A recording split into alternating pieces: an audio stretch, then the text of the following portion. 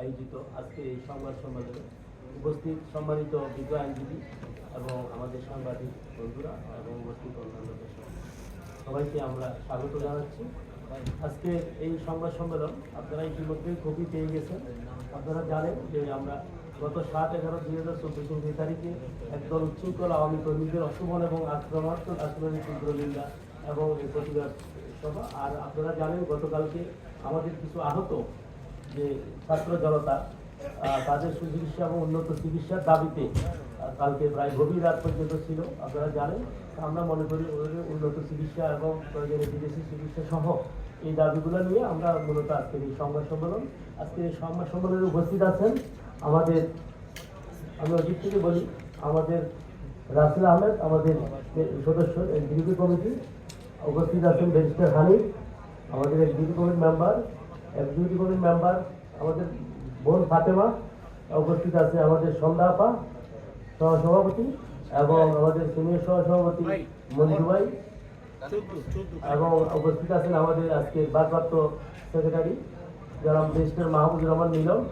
আমি রেজাউল করিম, আমার পাশে এসিস্ট্যান্ট সেক্রেটারি যারা আব্দুল করিম, এবং উপস্থিত আছে আমাদের এক্সিকিউটিভ কমিটির মেম্বার অবি ফজলে এলাহি অবি, এবং আমাদের এক্সিকিউটিভ কমিটির মেম্বার শফিকুল ইসলাম শফিক, এবং আমাদের নজরুল ইসলাম আশিকুজ্জামান নজরুল উপস্থিত আছেন।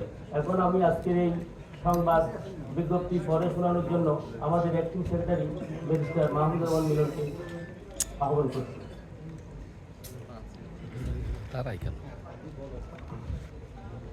বাংলাদেশ সুপ্রিম কোর্ট বার সমিতি আয়োজিত আজকের সংবাদ সম্মেলনে উপস্থিত বিজ্ঞ আইনজীবীবৃন্দ ও সম্পাদকবৃন্দ ও সুধীবৃন্দ, আসসালামু আলাইকুম। আজকের সংবাদ সম্মেলন দেশের সাম্প্রতিক বিষয়াবলী সংক্রান্ত। Bangladesh supreme court bar association সুইজারল্যান্ডের জেনেভায় বাংলাদেশ সরকারের আইন উপদেষ্টা অধ্যাপক জনাব ডক্টর আসিফ নজরুলের সঙ্গে বিগত 7/11/2024 তারিখে একদল উচ্ছৃঙ্খল আওয়ামী লীগ কর্মীদের অশোভন ও আক্রমণাত্মক আচরণের তীব্র নিন্দা ও প্রতিবাদ জানাচ্ছে। আমরা গভীর উদ্বেগের সাথে লক্ষ্য করছি, বিগত জুলাই-আগস্ট 2024-এর ছাত্র জনতার গণ আন্দোলনের মুখে ফ্যাসিবাদী শেখ হাসিনা দেশ ছেড়ে পালিয়ে যাওয়ার পর বিদেশে বসে তার দেশ বিদেশি দোসরদের নিয়ে দেশ বিরোধী ষড়যন্ত্রে লিপ্ত রয়েছে। ইতিমধ্যে পতিত শেখ হাসিনার একের পর এক ফাঁসকৃত কল রেকর্ডে তার দোসরদেরকে বিভিন্ন ধরনের হিংসাত্মক কার্যক্রম পরিচালনার নির্দেশনা প্রদানের মাধ্যমে বাংলাদেশকে অস্থিতিশীল করার বিষয়টি স্পষ্ট হয়ে উঠেছে। এছাড়াও ফেসবুকে বিভিন্নভাবে গুজব ছড়িয়ে সরকারকে অস্থিতিশীল করার চেষ্টা চালিয়ে যাচ্ছে। তারই ধারাবাহিকতায় সম্প্রতি বর্তমান সরকারের রাষ্ট্রীয় দায়িত্ব পালন করে জেনেভার মাননীয় আইন উপদেষ্টা ডক্টর আসিফ নজরুলের উপর আওয়ামী কর্মীদের অশোভন আচরণ বিগত ফ্যাসিস্ট সরকারের প্রধান শেখ হাসিনার নির্দেশের বহিঃপ্রকাশ বলে আমরা মনে করি। বিশেষ করে জয় বাংলা স্লোগান দিয়ে বিদেশের মাটিতে জনাব ডক্টর আসিফ নজরুলের প্রতি আক্রমণাত্মক আচরণের জাতি হিসেবে আমাদেরকে লজ্জিত করেছে এবং এতে বিদেশে আমাদের সম্মানহানি ঘটেছে।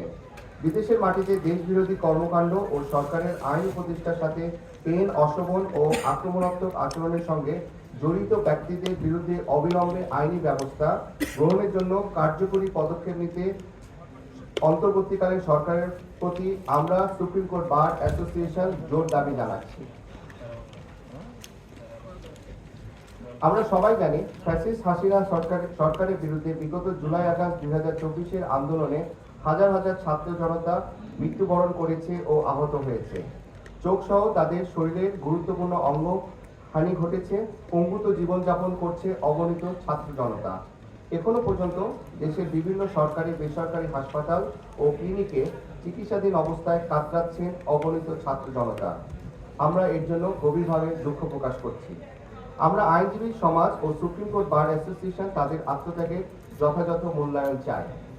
গতকাল জুলাই গণ অভ্যুত্থানের আহতদের চিকিৎসার অবহেলা দাবিতে গুরুতর আহত ছাত্র জনতা হাসপাতাল হতে বেরিয়ে রাস্তায় বিক্ষোভ প্রদর্শন করতে বাধ্য হয়েছে।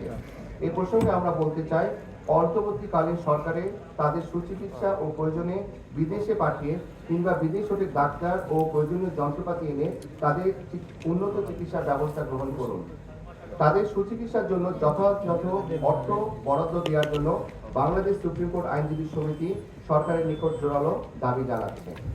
আমরা লক্ষ্য করছি যে দেশে চলমান সংস্কার প্রক্রিয়া শেষ হওয়ার পূর্বে বিভিন্ন অশুভ শক্তি বিভিন্ন ইস্যু সৃষ্টি করে দেশে বিশৃঙ্খলা সৃষ্টির পায়তারা করছে, যা দেশের গণতন্ত্র মনা জনগণ কঠোর হস্তে দমন করবে বলে আমরা আশা করি।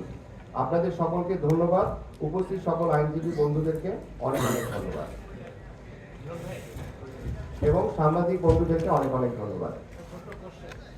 জি যারা দেশের বাইরে আছে অশোভন আচরণ করেছে জি তাদের বিরুদ্ধে এই সরকারের আইনি ব্যবস্থা নিয়ে আসলে কোনো সুযোগ আছে নিলে কিভাবে নিবে? এই সরকারের আইনি যে ব্যবস্থা নেওয়ার সুযোগ, ওখানে দেখেন আমাদের কিন্তু ওখানে বাংলাদেশ দূতাবাস আছে এবং এই দূতাবাসের তরফ থেকে কিন্তু আইনি ব্যবস্থা নেওয়ার সুযোগ আছে। এখন আমাদের গভর্নমেন্ট থেকে পদক্ষেপ যদি নেয় তাহলে অবশ্যই আইনি ব্যবস্থা নেওয়ার সুযোগ আছে। যে কোনো ধরনের বিদেশের মাটিতে যে কোনো ধরনের একটা ইনসিডেন্ট ঘটুক না কেন, সেটা দেশি হোক বিদেশি হোক, যেই যা করুক না কেন, এটার জন্য অশোভন আচরণ বা কোনো উস্কানি বা লাইফ থ্রেট যদি দিয়ে থাকে তাহলে কিন্তু বিচার ব্যবস্থার মাধ্যমে আনানো যায়।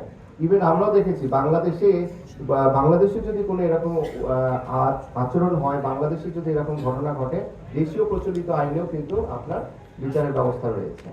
পাসপোর্ট চাইলে বাতিল করতে পারে।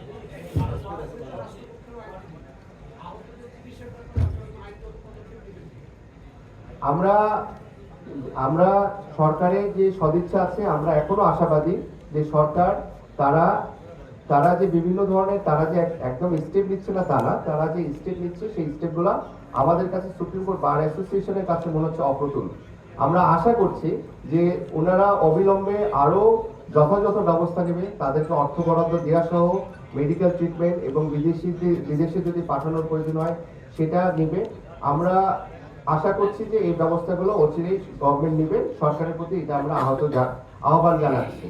এবং যদি আইনি প্রক্রিয়ায় আসতে হয় তাহলে যদি আমরা ফিল করি যে আইনি প্রক্রিয়ায় যাওয়া উচিত বা আইনের মাধ্যমে গেলে হয়তো বা তাদেরকে আরো সুচিকিৎসা দেওয়া সম্ভব, সেক্ষেত্রে আমরা অবশ্যই সেটা আমরা ভেবে দেখব। তবে আমরা এখনো আশা করছি যে তারা যথাযথ সুচিকিৎসা পাবে।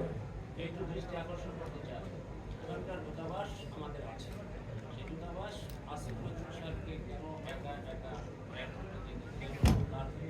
যথেষ্ট ছিল কিন্তু না থাকলে এর জন্য দূতাবাসের কোনো আলাদা কোনো দৃষ্টিভঙ্গি আছে কিনা সেটা আমাদের জানার বিষয়।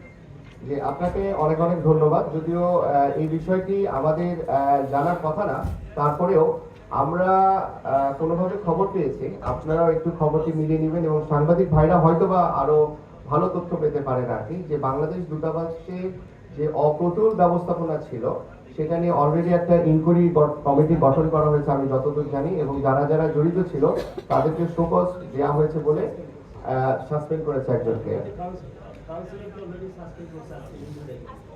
আপনারা কি বারের পক্ষ থেকে এখন পর্যন্ত আহত শিক্ষার্থীদের কোনো ধরনের সহযোগিতা দিয়েছেন কিনা সেটা একটু বলুন। আমরা বারের তরফ থেকে যেটা হয়েছে যে আমরা ব্যক্তিগতভাবে আইনজীবী সমাজ থেকে অনেক আইনজীবী এগিয়ে এসেছেন, আমরা বারের তরফ থেকেও ইন্ডিভিজুয়ালি কিছু আইনজীবীদেরকে সহযোগিতা করেছি, কিন্তু বারের তরফ থেকে যে সম্মিলিতভাবে যে সহযোগিতা সেটা আমরা এখনো করিনি, তবে আমরা আশা করছি যে অচিরেই করব। কিন্তু আমরা যখনই ইন্ডিভিজুয়ালি ভাবে করার দরকার হয়েছে বা আমাদের চোখের সামনে এসেছে, আমরা যেভাবে পেরেছি সাহায্য করেছি, বাট আমাদের এই যে সবাইকে সাহায্য করার যে প্রক্রিয়াটা এটা অন প্রসেসে আছে, আমরা ইনশাআল্লাহ করব। এটা আপনারা জানেন, আমরা অলরেডি বারের পক্ষ থেকে আমাদের ফজল এলাহি ওবি এবং আমি সহ আমরা বেশ কয়েকজন চক্ষু হাসপাতালে এবং পঙ্গু হাসপাতালে আমরা ওনাদেরকে দেখেছি এবং ওনাদেরকে এখনো পর্যন্ত যে অবস্থায় আছে যে আমাদের অন্তর্বর্তীকালীন সরকার কিন্তু খুবই আন্তরিক এবং ওরা সহযোগিতা করার জন্য যেভাবে হোক ওনাদের যেটা ডিলে বা দেরি এটা আমরা দেখতেছি এবং আমরা মনে করি যে অন্তর্বর্তীকালীন সরকার খুবই আন্তরিক এবং আমরা মনে করি এটা ওদের সুচিকিৎসা হবে বলে আমরা আশা রাখি। জি, সবাইকে ধন্যবাদ, অনেক অনেক ধন্যবাদ।